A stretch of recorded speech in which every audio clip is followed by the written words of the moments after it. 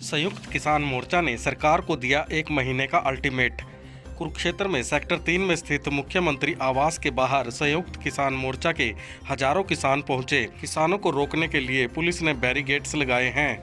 किसी भी स्थिति से निपटने के लिए पुलिस बल को तैनात किया गया है। आम आदमी पार्टी के संयोजक अरविंद केजरीवाल, पंजाब के सीएम भगवंत मान और केंद्र सरकार के खिलाफ किसानों का गुस्सा फूट पड़ा। विभिन्न किसान संगठनों ने गुरुवार को केजरीवाल के पुतले की शव यात्रा निकालते हुए जोरदार विरोध प्रदर्शन किया। इस दौरान किसानों ने केंद्र सरकार के खिलाफ भी नारेबाजी की।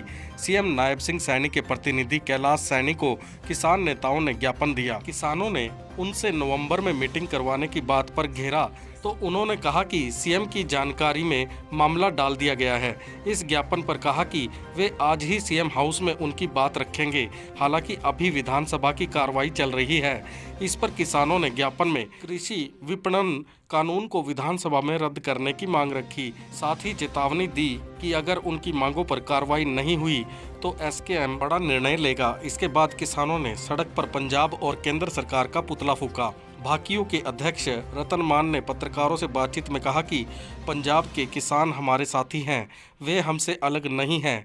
वे कोई भी फैसला लेंगे उसे हरियाणा में लागू किया जाएगा।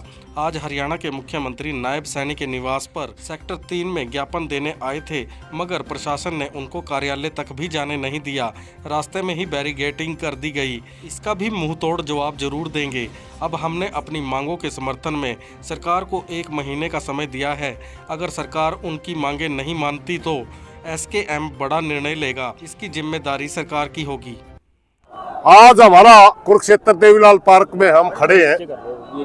हमारा पहले से प्रोग्राम तय था कि हम हरियाणा की मांगों को लेकर के मुख्यमंत्री हरियाणा सरकार को जहां चेताएंगे, वहीं पर एक जो ड्राफ्ट भारत सरकार ने हर स्टेट को दिया है, जिसके कृषि विपणन नीति के नाम से वो ड्राफ्ट है, उसके अंदर वही तीनों कानून दोबारा सरकार चोर दरवाजे से लेकर के आ रही है।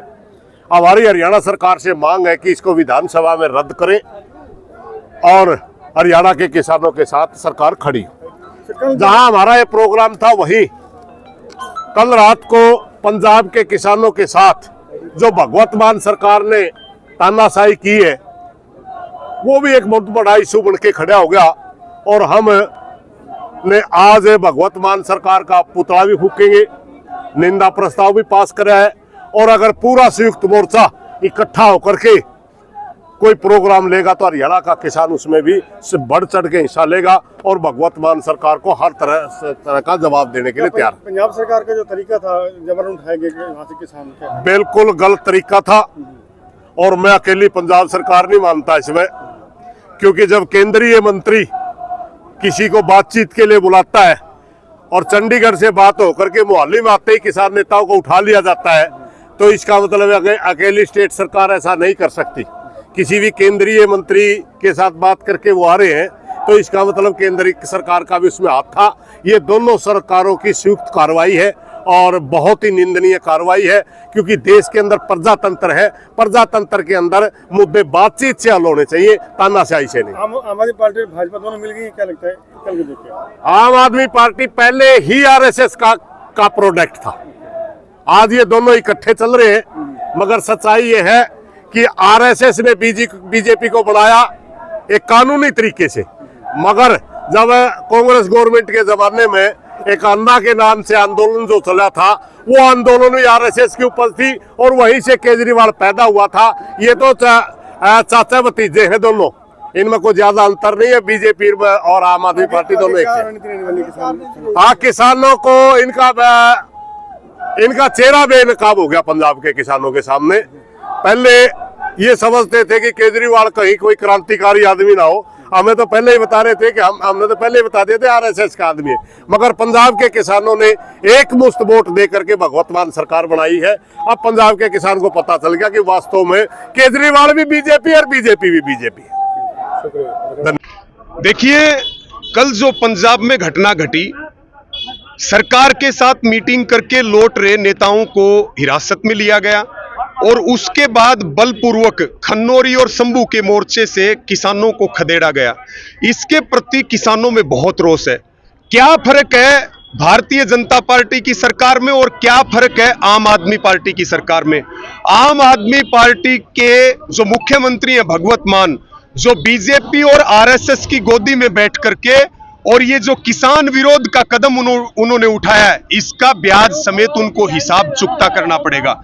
आपको पता है परसों ही अमित शाह के साथ आम आदमी पार्टी के बड़े नेताओं की मीटिंग थी और फिर कई उद्योगपतियों के साथ मीटिंग थी और उसके तुरंत बाद ये एक्शन हुआ।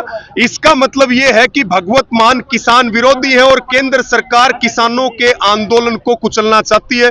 इसका रोष है और उसी के रोष पूर्वक आज इतनी बड़ी संख्या में जो किसान कुरुक्षेत्र में इकट्ठे हुए, भगवत मान का और नरेंद्र मोदी जी का पुतला किसानों ने यहां पर जलाया है। दूसरा, हमारा पहले से कार्यक्रम था संयुक्त किसान मोर्चा का, जो कृषि बाजार पे राष्ट्रीय नीति आई है, चाहे वो कर्जे की बात करें, किसानों के पेंशन की बात करें, ट्यूबवेल कनेक्शन, आवारा पशुओं का प्रबंधन और बहुत सारे लगभग हमारे 2 दर्जन के करीब मुद्दे हैं।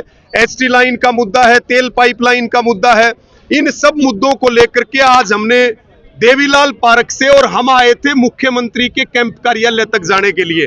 लेकिन जो हरियाणा के मुख्यमंत्री नायब सैनी ये कहते हैं कि मैं किसान का बेटा हूं और मेरे दरवाजे किसानों के लिए 24 घंटे खुले हैं, वो उन्होंने अपने ऑफिस तक भी नहीं जाने दिया और यहां बैरिकेटिंग लगा दी।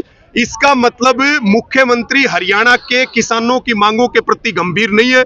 आज संयुक्त किसान मोर्चा ने 1 महीने का अल्टीमेटम हरियाणा की सरकार को और हरियाणा के मुख्यमंत्री को दिया है कि वो सभी मुद्दों को लेकर के और खास करके जो कृषि बाजार पे नीति आई है उसको लेकर के वो मीटिंग करें और मीटिंग करके किसानों की मांगों को माने। अन्यथा 1 महीने बाद फिर संयुक्त किसान मोर्चा बड़ा फैसला लेगा अपनी बैठक करके। और एक बात हम और कहना चाहते हैं, जो दमन पंजाब में हुआ है उसके खिलाफ संयुक्त किसान मोर्चा का जो कार्यक्रम आएगा उसको हरियाणा में हम पूरी तरह से इंप्लीमेंट करेंगे और पंजाब के किसान अकेले नहीं है, हम कंधे से कंधा मिला करके उनका साथ देंगे।